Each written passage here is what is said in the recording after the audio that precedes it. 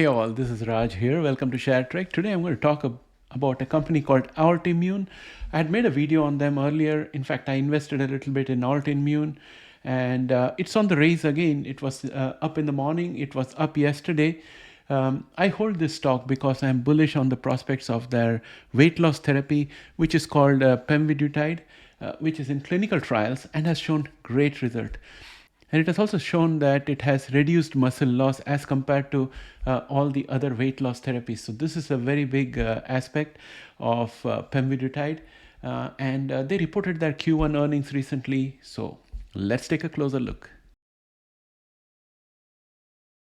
Welcome back, friends. First, let me start with pemvidutide, which I think is their most important asset in development. The weight loss market is huge, and this can be a big windfall for Altimmune if the therapy is approved. In this earnings release, the date of such decision becomes clearer, and I think it is going to lead to a rally in the stock prices. That's my personal opinion, not financial advice.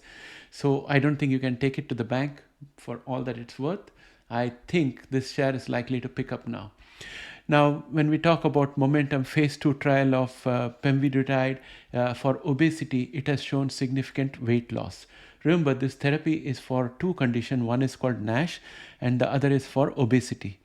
In March 2024, Altimmune reported additional data from their phase 2 momentum trial of pemvidutide for obesity. The data shows substantial weight loss while maintaining lean mass, which is crucial for overall health and metabolism. The body composition analysis showed that 74.5% of weight loss in pemvidutide treated subject was from body fat and 25.5% of the weight loss was from lean muscle mass. So this is a very exciting development because this is much more superior to other weight loss drugs that are in the market. The drug preferentially reduce visceral fats, which is the fats around the organs, over subcutaneous fats, which is the fat under the skin. And this is significant because visceral fat is closely linked to health risks like heart disease and diabetes. They also indicated upcoming presentation that will provide us further insight into the data.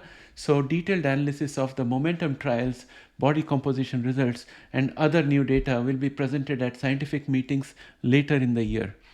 We now have more information of the all-important end of phase 2 FDA meeting.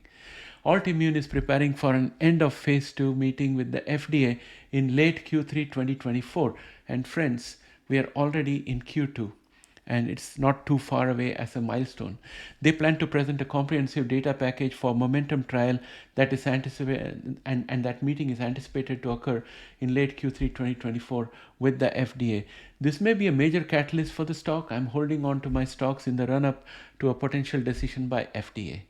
Next, if we look at the impact phase 2b trial of pemvidutide for another indication called as NASH, which is non-alcoholic steatohepatitis, the company is advancing enrollment in impact trial, which is biopsy driven and focuses on NASH.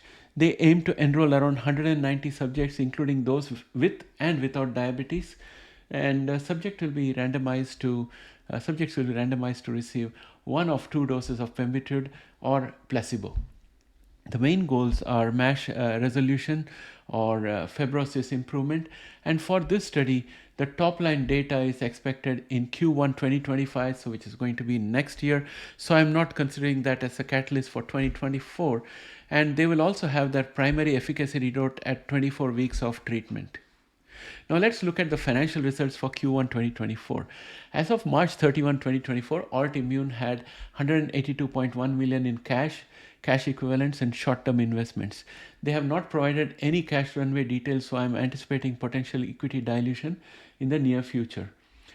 Our R&D expenses were 21.5 million, up from 17.2 million in Q1 2023, and 13.5 million was spent on pemvidutide development, and 1 million was spent on winding down older therapy that they retired, which is called Hep T cell program.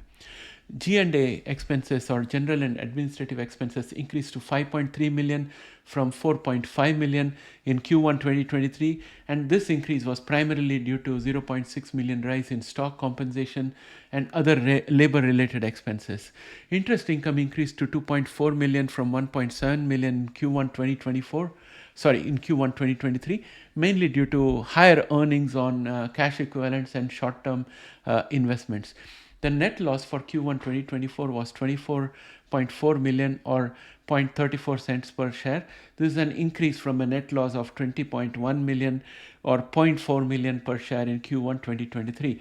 However, from a market expectation perspective, market wasn't expecting much, but this performance was better than the market expectation, so that's a positive. Let's take a quick look at the price chart before I conclude my observations. So here we are in the price chart for Altimmune, and I'm looking at the chart which shows hourly candles out here. And as you can see, in the last few days after the earnings release, which was better than expected, they have been showing a steady increase. And today we started up higher and then we came down a little bit, but the momentum seems to be pretty good, and MACD is also bullish. So I'm pretty optimistic about Altimmune. Right now it is quoting at $8.78, and I'm expecting that we'll be moving either sideways or up in the run-up to receiving data about their obesity drug, and also in the run-up to the FDA phase 2B end of phase 2 meeting. So if I look at the trends out here, I do a little bit of technical analysis out here. If I look at the trends out here, we were on a bear channel and we are broken out of the bear channel, and now we are forming some kind of a bull channel out here, in my personal opinion. And therefore I am thinking that with us being in a bull channel with higher highs and higher lows, and also momentum being above average and MACD being bullish, the chart is starting to look good for Altimmune. So I'm hopeful, and I have a limited number of shares. I think I have a total of around 300 to 400 shares of Altimmune, which is a small bet as part of my portfolio. And as with all these genomic shares in the high interest rate environment, we can always expect a pop and things may fall down a little bit. Again, it's a question of how the market looks at it. Personally, as an investor, I am focused on end of phase 2 meeting for pemvidutide with the FDA, and I'm expecting that they might get a positive news out there, and that can be a huge catalyst for this stock. Well friends, with that I would like to bring this video to an end. Please let me know what you think about Altimmune. Do you have it in your portfolio, and are you going to continue holding it? Please put your thoughts in the comments below. I'd really like to hear from you. With that, my friends, I'd like to end this video here. Bye for now.